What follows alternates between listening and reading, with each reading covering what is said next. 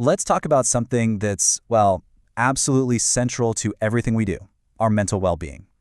So, for the next few minutes, we're going to build a super simple, practical toolkit together. One you can start using literally today to feel healthier and, just plainer happier. It's a heck of a question, isn't it? Our mental state, it really does influence everything. How we think, how we feel, how we show up in the world. But if we're being honest, for a lot of us, it's kind of the last thing we actively take care of. So today, that's going to change. We're cutting through all the noise and getting straight to the good stuff. A toolkit packed with real, science-backed strategies you can weave into your daily life to protect your mind and, just as importantly, your energy. Okay, so we've broken it all down into these 3 core pillars you see right here. Just think of them as the foundation for a stronger, healthier you. We're going to walk through each one step by step, and I promise it's all about simple habits you can start right away. All right, first up, let's focus inward. This is all about calming the chatter in our heads, dialing down the stress, and really finding a little bit of that inner peace. We're kicking things off with something you can do anytime, anywhere. And I know, it sounds almost too simple, right? But check this out. Just 2 minutes of focused breathing can actually change your body's chemistry. It lowers cortisol, that's the stress hormone, and just tells your whole nervous system, hey, it's okay, we can relax. You know what, let's actually do one together right now. Just get comfortable wherever you are. We're going to breathe in through the nose for 4 counts. Ready? Let's go. In, 2, 3, 4. And just gently hold that breath for a moment. And now a nice, long, slow exhale through your mouth for 8. Ready? Out. 2, 3, 4, 5, 6, 7, 8. There you go. How do you feel? Even just that one round can make a real, noticeable difference. Okay, our next strategy is all about being a gatekeeper for your mind. Think about it. We wouldn't eat junk food all day and expect to feel great, right? Well, a constant diet of negativity online and in the news has the exact same effect on our minds. And this slide, it just lays it out so clearly.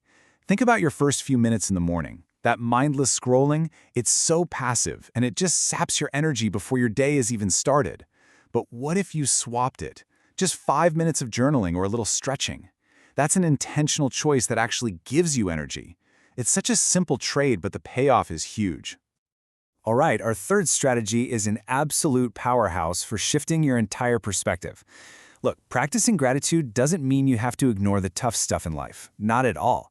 What it does is it actively trains your brain to also notice the good things that are happening all around you. And when I say it trains your brain, I mean you are literally rewiring it. The more you look for things to be grateful for, the easier it becomes for your brain to spot the positive automatically. The trick is just making it a habit.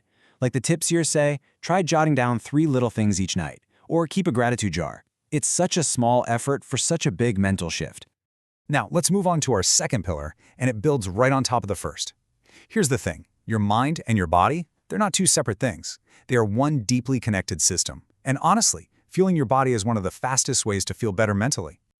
And listen, this does not mean you have to go run a marathon. Unless you want to, then go for it. This is simply about finding a little joy in moving your body every day, because your brain gets just as much out of it as your muscles do.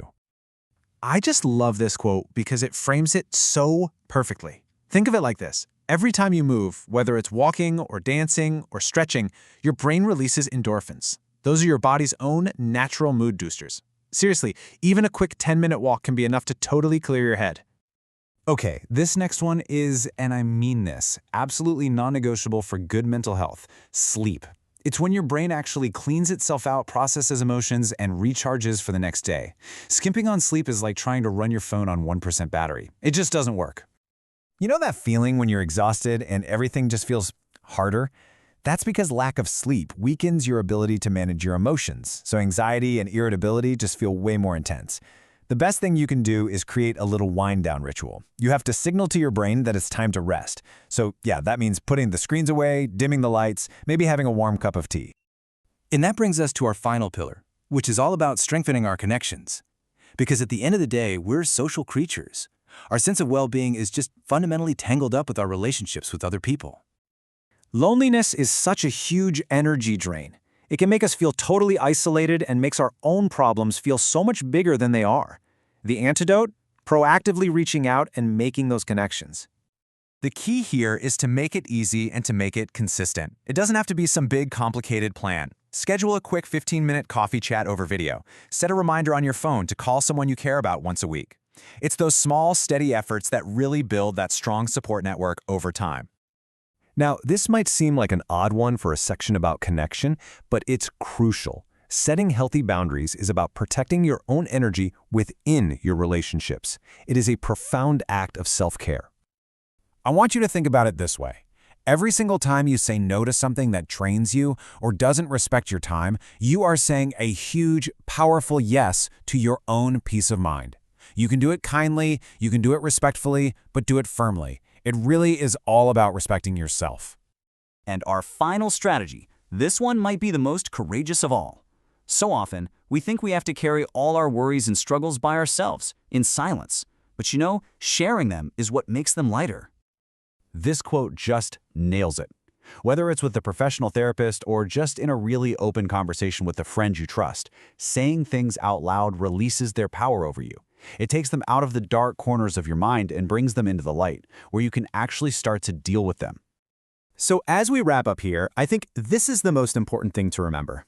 Taking care of your mental health isn't some finish line you cross. It's not a destination, it's just a daily practice.